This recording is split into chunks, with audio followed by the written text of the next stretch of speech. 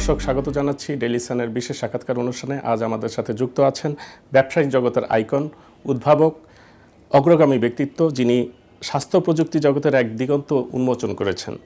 তিনি হলেন অর্থনৈতিক বিশ্লেষক, ল্যাবিট গ্রুপের উপব্যবস্থাপনা পরিচালক, ল্যাবিট ক্যান্সার হাসপাতাল অ্যান্ড সুপার স্পেশালিটি সেন্টারের ব্যবস্থাপনা পরিচালক জনাব সাকিব শামীম। আজ আমরা তার সাথে কথা বলবো, জানবো তার নানান অভিজ্ঞতার কথা। কেমন আছেন? আসসালামু আলাইকুম। জি, আমি ভালো আছি। আচ্ছা, আমরা শুরুতেই যদি জানতে চাই, আমরা জানি যে আপনি ল্যাবিট গ্রুপের দ্বিতীয় জেনারেশনের কর্ণধার। আপনার হাত ধরেই ল্যাবিট ক্যান্সার হাসপাতাল অ্যান্ড সুপার স্পেশালিটি সেন্টার খুব অল্প সময়ে অসংখ্য সাফল্যের মুখ দেখেছে। হাসপাতালটি সম্প্রতি জেসিআই অ্যাক্রিডিটেশন ও লিড গোল্ড সার্টিফিকেশন অর্জন করেছে। স্বাস্থ্যসেবার ক্ষেত্রে এই আন্তর্জাতিক স্বীকৃতি জাতীয় এবং আন্তর্জাতিক পর্যায়ে চিকিৎসা সেবার পরিমণ্ডলে কীভাবে ভূমিকা রাখবে বলে আপনি মনে করেন? জি, ধন্যবাদ আপনাকে।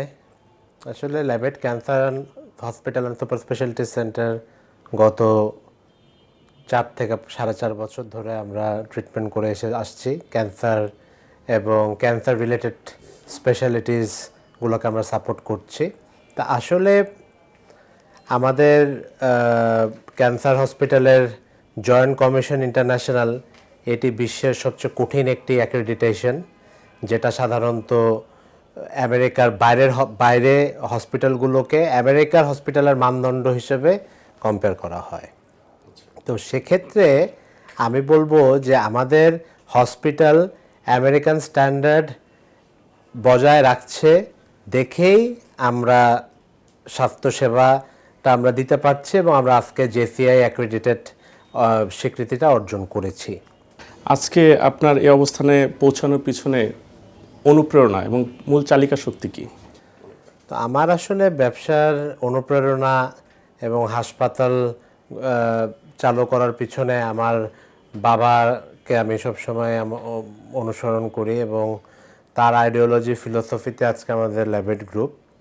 আর পাশাপাশি আমি আসলে বিভিন্ন পজিশনে কাজ করেছি আমাদের গ্রুপে এবং বিভিন্ন প্রতিষ্ঠানগুলোতে অ্যাজ অ্যান এক্সিকিউটিভ হিসাবে। তো সেক্ষেত্রে থেকে আমি অনুপ্রেরণা করি আমার রুগীদের এবং আমার আদার স্টেক হোল্ডার্স।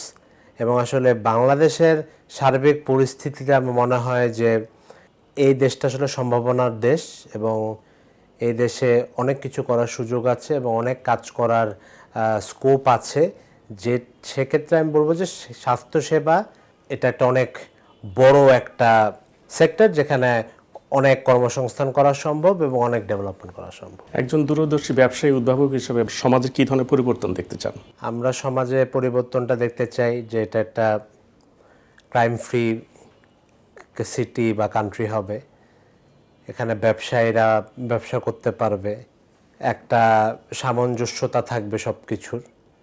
এবং আমরা যে ডেফিনেটলি আমাদের দেশকে সিঙ্গাপুর কিংবা আপনার আমেরিকার একটি সিটি কিংবা ইউএইর মতো আমরা দেখতে চাই, যেখানে আমাদের দেশের জনগণরা ভালো থাকবে। তারা অ্যাটলিস্ট বেসিক যে নেসেসিটিসগুলো, যে আপনার বাসস্থান, ফুড সিকিউরিটি এবং চিকিৎসা, শিক্ষা, অ্যাটলিস্ট এই বেসিক নিডসগুলো, আমাদের যে 5টা বেসিক নিডস, এগুলো যাতে তারা ভালো মতো পায়, তারপর আমরা উন্নতির কথা আরও চিন্তা করব। আপনার কাজ কিভাবে অবদান রাখতে পারে? জি, স্বাস্থ্যখাত তো অবশ্যই। আমরা তো শুধু স্বাস্থ্যখাত না, আমরা আবাসনে আছি, খাদ্যে আছি, চিকিৎসা আমাদের একটা অনেক বড় স্পেকট্রাম যেখানে আমরা কাজ করছি। তো আমি মনে করি এই প্রতিটা সেক্টরে, বিশেষ করে স্বাস্থ্য খাতে বাংলাদেশের অবস্থান অনেক পিছনে। বিশেষ করে আমি বলবো যে technology enable service, health care accessibility, health insurance এবং বাংলাদেশের ডক্টরস নার্সের রেশিও, ভালো দক্ষ নার্সেস নেওয়া, কেয়ার গিভার্স, এগুলো জায়গায় আসলে অনেক কাজ করার সুযোগ আছে। তো সেগুলো জায়গায় এই ইস্যুগুলোকে আমরা অ্যাড্রেস করছি এবং আমরা কাজ করছি। বাংলাদেশের চিকিৎসা সেবায় প্রযুক্তি নির্ভরতাকে আপনি কৌশলগত পদক্ষেপ কীভাবে দেখছেন? তো আমি আবারও বললাম যে আসলে বাংলাদেশের হেলথ কেয়ার অ্যাক্সেসিবিলিটির একটা অনেক বড় প্রবলেম। আর বাংলাদেশে আসলে হেলথ কেয়ার ফ্যাসিলিটিস তুলনামূলকভাবে অনেক কম। আমাদের দেশে ডাক্তারস, তারপর নার্সেস, এগুলো আসলে অনেক কম। তো সেক্ষেত্রে আমি বলবো যে টেকনোলজি যে সার্ভিসগুলো, বিশেষ করে আমি বলবো যে home care, sample collections, medicine deliveries, telemedicine, তারপর আপনার টেলি আইসিইউ, ভার্চুয়াল রাউন্ডস, আপনার IoT enable services, AI, so এগুলো প্রতিটি জিনিসই আসলে আপনার মানুষের জীবনকে প্রভাবিত করবে। এবং বিশেষ করে আমাদের চিকিৎসা ক্ষেত্রে এটি একটা বড় একটা লিপ হবে, যে আমরা এখন এখানে আছি, আমরা এখানে চলে যাব। এবং আমাদের যেটা আরেকটা ব্যাপার, যে আমাদের যে সার্ভিসেসগুলো এখন একটা ডক্টর দেখাতে একটা মানুষের প্রায় 3-4 ঘন্টা সময় চলে যাচ্ছে।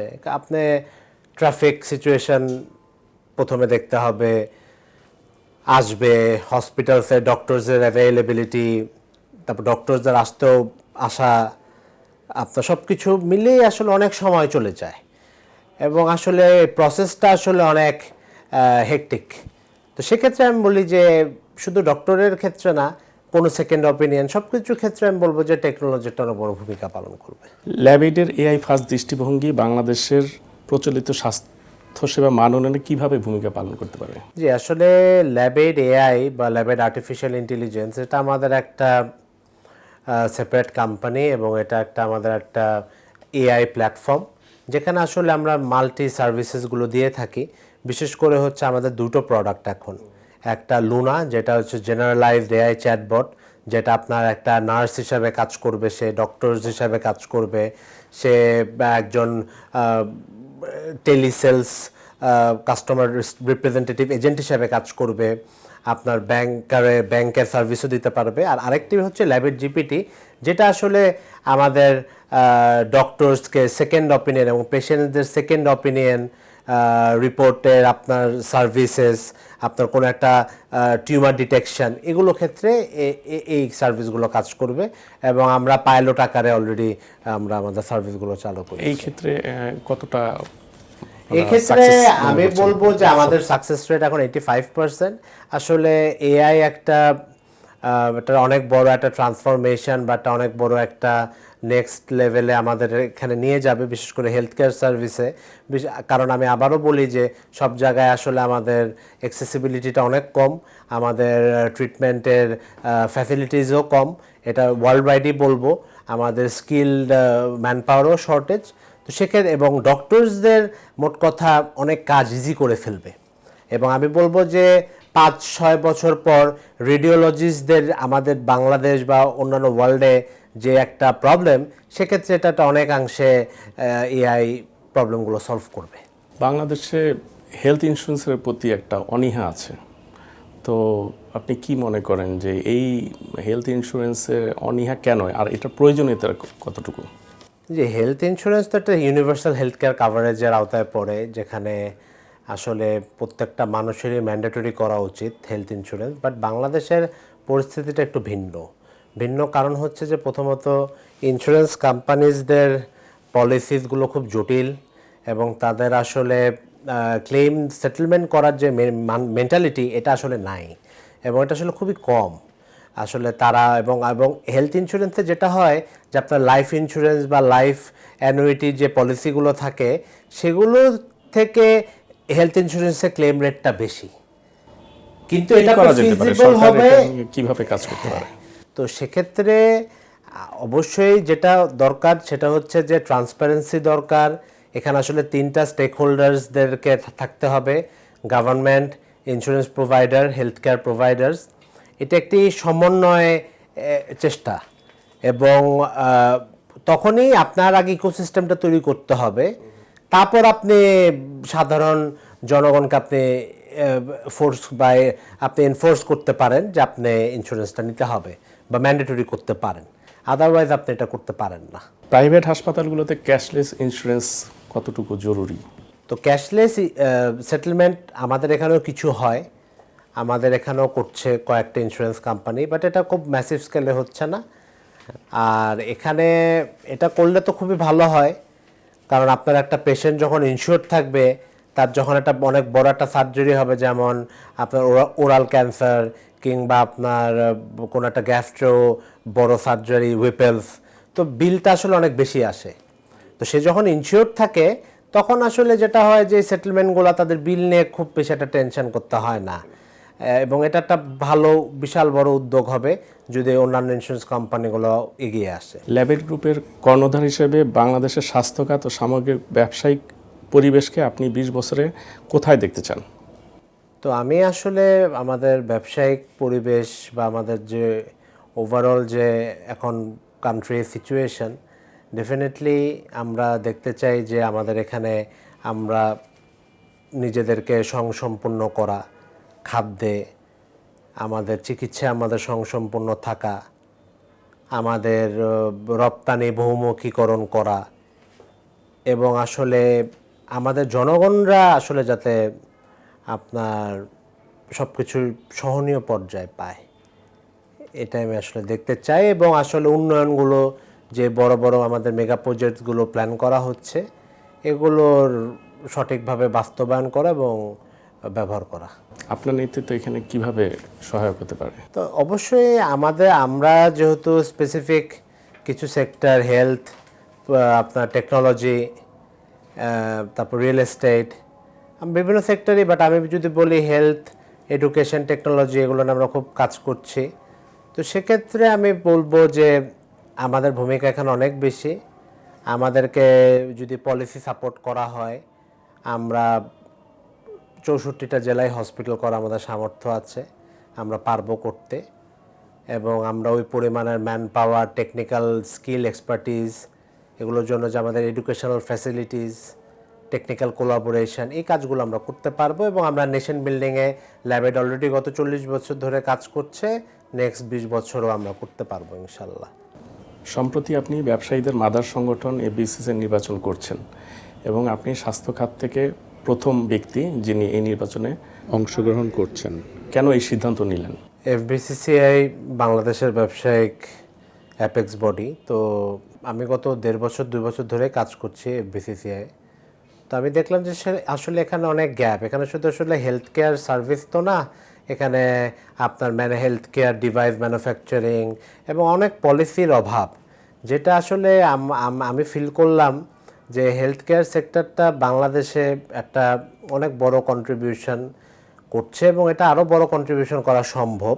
এবং এখানে আমাদের অনেক পলিসি গ্যাপ আছে এবং অনেক ধরনের আমাদের ফান্ডামেন্টাল কিছু প্রবলেমস আছে, যেগুলো মনে করি যে এফবিসিসিআই থ্রুতে আমরা যদি এই অ্যাডভোকেসিগুলো করি তো সেক্ষেত্রে অনেক আমাদের বেনিফিট হবে। এবং প্লাস শুধু আমরা বেনিফিট না, সাধারণ জনগণরাও অনেক উপকৃত হবে। কারণ আমরা ট্রিটমেন্টের আপনার এখানে যে খরচ এবং এই খরচটা কেন আসলে বাড়ছে, এই জিনিসগুলো আসলে কিন্তু আসলে এফবিসিসির মাধ্যমে মনে করি সলিউশন করা সম্ভব। এবং এটা একটা ব্যবসায়ের অনেক দাবি থাকে, তো যেগুলো আসলে আমরা সঠিকভাবে উপস্থাপন করতে পারি না। সেক্ষেত্রে আমি মনে করছি যে আমি নির্বাচন করব। আপনি যদি নির্বাচিত হন তাহলে আপনি কোন কোন বিষয়ের উপরে জোর দেবেন? প্রথমত তো আমি আসলে আমাদের টেকনোলজি এনেবল সার্ভিসেসগুলো আমি জোর দিব। আমাদের এফবিসিসিআই আমি মনে করি যেটা ওয়ান স্টপ সলিউশন গেট করা দরকার। আমাদের যেখানে 400 সংগঠন, 64 উপর আপনার চেম্বার্স আছে এদেরকে সার্ভিস দেওয়ার জন্য। পাশাপাশি আমি করব যে আমাদের যে স্কিল বিল্ডিং বা স্কিল ক্যাপাসিটি বাড়ানো, যেটা আমাদের এখন আসলে মিসিং। তো এফবিসিসিআই বিজনেস স্কুল এবং এফবিসিসিআই টেকনিক্যাল স্কুল, যেখানে আসলে আমাদের এই টেকনিক্যাল নলেজ, একটা এন্টারপ্রেনার্স কীভাবে বুটস্ট্র্যাপিং করে বিজনেস করবে, কিভাবে ফান্ড রেজ করবে, এই জিনিসগুলো আমি মনে করি আমাদের চালু করা দরকার। তারপর আমি মনে করি যে আমাদের যে ট্রাস্ট সেক্টরগুলো, আমাদের হেলথ সেক্টর, আমাদের কৃষিখাত এবং সামনে আমাদের এলডিসি গ্র্যাজুয়েশন, এইগুলো যে ক্রিটিক্যাল ইস্যুগুলো, এগুলো আমরা অলরেডি অ্যাড্রেস করছি। তখন আসলে গভর্নমেন্টের সাথে আমরা ডিরেক্টলি কাজ করতে পারবো এবং এই ব্যাপারগুলোকে আমরা অ্যাড্রেস করতে পারবো। নারী উদ্যোক্তা ও তরুণ ব্যবসায়ীদের বিসিসের মূল স্রোতে আনতে আপনি কী ধরনের অবকাঠামো তৈরি করবেন? তো নারী উদ্যোক্তা এবং আমাদের যারা তরুণ উদ্যোক্তা, তাদের জন্য আসলে অনেক কিছু করার আছে যেটা আমরা আসলে করতে পারছি না। আমাদের এসএমই লোনের পরিমাণ বা পার্সেন্টেজ এটা অনেক বেশি, অ্যাবভ 16%, এবং এখানে আমাদের যে স্প্রেডটাও অনেক বেশি। আমাদের নন পারফর্মিং লোনও ব্যাংকের অনেক বেড়ে যাচ্ছে। তো এগুলো কারণে যেটা হয় যে তারা আসলে ব্যবসা বাণিজ্য করতে পারছে না। তো সেক্ষেত্রে আমি বলবো যে বিসিসিআই কিংবা আমাদের এখানে অনেক বড় ভূমিকা আছে। তো অবশ্যই একটা ইনকিউবেটর টাইপের আমার প্ল্যান আছে, সেক্ষেত্রে আমরা কিছু ফাইন্যান্স আমরা করব। এবং বাংলাদেশ ব্যাংক অলরেডি একটা তহবিল ঘোষণা করেছে যেখানে লোন দিচ্ছে, কিন্তু আমি চাইবো বা আমরা চাচ্ছি যে আমরা আসলে কিভাবে করে ইকুইটি ফাইন্যান্সিংও ঝুঁকানো যায়। আর পাশাপাশি আমিও ব্যক্তিগতভাবে অনেক আপনার তরুণ উদ্যোক্তাদেরকে আমি মেন্টরশিপ করি। আমি বিভিন্নভাবে তাদের সাথে কিভাবে আমাদের ল্যাবেটের সাথে ভ্যালু অ্যাডিশন করা যায় এগুলো নিয়ে আমি কাজ করছি। তো নারীর ক্ষমতায়ন ব্যাপারটা হচ্ছে যে আমাদেরকে আরও অগ্রসর হতে হবে। আমাদের বিশেষ করে আমি আমার ল্যাবেটের কথা বলবো, যেখানে আমাদের নারী কর্মী কিংবা অফিসার্স এসে আমাদের সংখ্যা একটা রেশিও অনুযায়ী আমরা মেনটেন করছি। আমাদের এখানে নার্সেসের পরিমাণ তো ডেফিনেটলি অনেক বেশি থাকে। তো সেক্ষেত্রে আমরা তাদের সাথে আমাদের যাতে কোনো বৈষম্য না হয় এই ব্যাপারগুলো আমরা কাজ করছি। তার পাশাপাশি ব্যবসায়ী নারী উদ্যোক্তাদের ক্ষেত্রে আমরা চাবো, বিশেষ করে এফবিসিসিআইয়ের এবং আমাদের অনেক ভূমিকা রয়েছে, এবং সেক্ষেত্রে আমি বলবো যে তাদেরকে আসলে ব্যবসায়িক পরিবেশটা সৃষ্টি করা যায় যেখানে আসলে তারা কোনো ভেদাভেদটা তাদের কমে যাবে এবং একটা প্রপার কম্পিটিশন তারা করতে পারবে। কারণ আসলে একটা নারীর অনেক স্ট্রাগল থাকে, একটা ব্যবসা শুরু করাও অনেক কঠিন। তো সেগুলো জায়গায় আসলে ইজি কিভাবে করা যায়, সেক্ষেত্রে আমি বলবো যে আমাদেরকে এটা একটা সম্মিলিত চেষ্টা করতে হবে। শুধু এটা আমার একার পক্ষে বা এফবিসিসিআইয়ের পক্ষে সম্ভব না, এটা আমাদের আসলে টোটাল বিজনেস কমিউনিটির এখানে খেয়াল রাখতে হবে। দেশের বর্তমান সংকট যেমন মুদ্রাস্ফীতি, ডলার সংকট, এই ক্ষেত্রে আপনার নেতৃত্ব কিভাবে দেশের ব্যবসায়ী সম্প্রদায়কে সহায়তা করতে পারে বলে আপনি মনে করেন? তো আসলে গত কয়েক বছর আমাদের দেশে আপনার মুদ্রাস্ফীতি 9%-এর উপর, 10-11, পাশাপাশি আমাদের ডলারের সাথে টাকার যে অবমূল্যায়ন এটা প্রায় 30%-এর উপর চলে গিয়েছে। তো ব্যক্তিগতভাবে আমি যদি বলি যে আমাদের ব্যবসায়ী পরিবেশ খুবই হস্টাইল, এবং আপনার কস্ট অফ ফান্ড কিংবা কস্ট অফ ডুইং বিজনেস বা ease of doing business is মানে ভেরি ডিফিকাল্ট আর very high cost of doing business.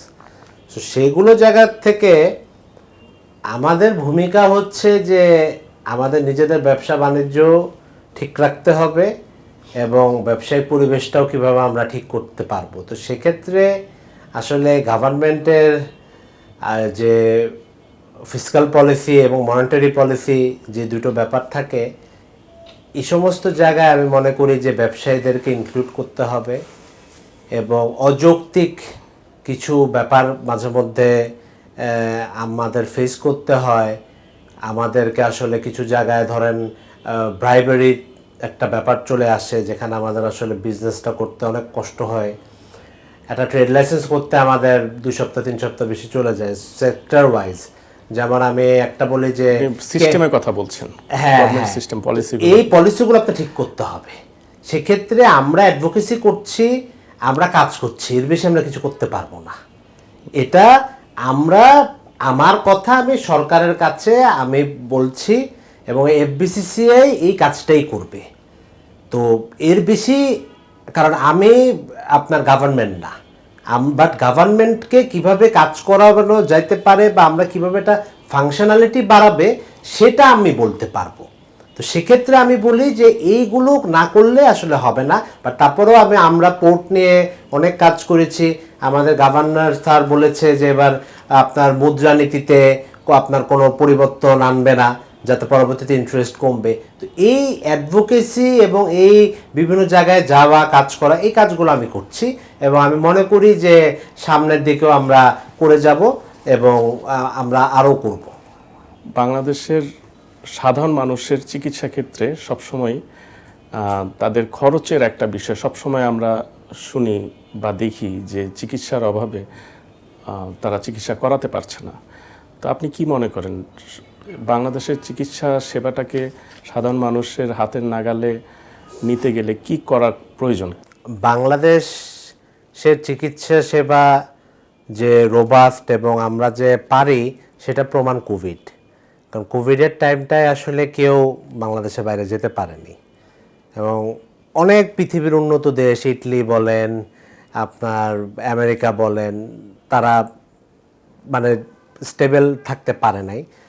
আমরা অনেক লোককে বা আমাদের স্বাস্থ্যসেবা যথেষ্ট চেষ্টা করেছে সেবা দেওয়ার জন্য এবং এই কোভিডের টাইমটা খুব কঠিন একটা টাইম ছিল। এটাতে আসলে আমাদের রোবাস্টনেসটা পরিচয় পাওয়া গিয়েছে।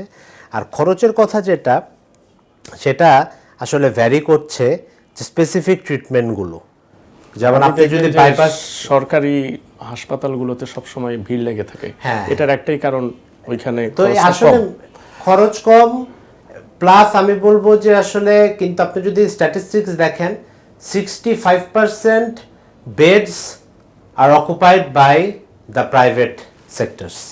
সো আমরা আসলে 65% সাপোর্ট দিচ্ছি, গভর্নমেন্ট 35। তো সেক্ষেত্রে এটা একটা চাপ হবে। আর আপনি এই যে সেক্ষেত্রে আপনার কোনো উদ্যোগ বা ভাবনা আছে কি না? না, উদ্যোগ আর ভাবনা হচ্ছে যে আমরা আসলে আপনার হসপিটালস করছি এবং সেক্ষেত্রে আসলে নীতিগত সহায়তা দরকার। সে যে খরচের কথাটা বলেছেন, সেক্ষেত্রে আমি বলবো যে আমাদের আসলে ইকুইপমেন্ট বা কেমিক্যালের যে ব্যাপারটা থাকে, যেটা রেগুলার সাপ্লাই, সেটা আসলে অনেক এক্সপেন্সিভ। আমাদের 60 থেকে 65% ট্যাক্স দিতে হয়, এই কারণে খরচটা অনেক বেড়ে যায়। যদিও ক্যাপিটাল ইকুইপমেন্টে ডিউটি আপনার 1%, কিন্তু আমাদের প্রতি বছর স্পেয়ার পার্টস আনতে হয়, আমাদের কেমিক্যালস আসে, এগুলো কারণে খরচটা একটু বাড়ে। কিন্তু আপনি যদি স্ট্যান্ডার্ড চিন্তা করেন, আমাদের দেশে 2.5 লাখ টাকা থেকে ভিতরে বাইপাস হয়ে যাচ্ছে, প্রাইভেট সেক্টরে আমরা করছি। ইন্ডিয়াতেও আপনার সেম।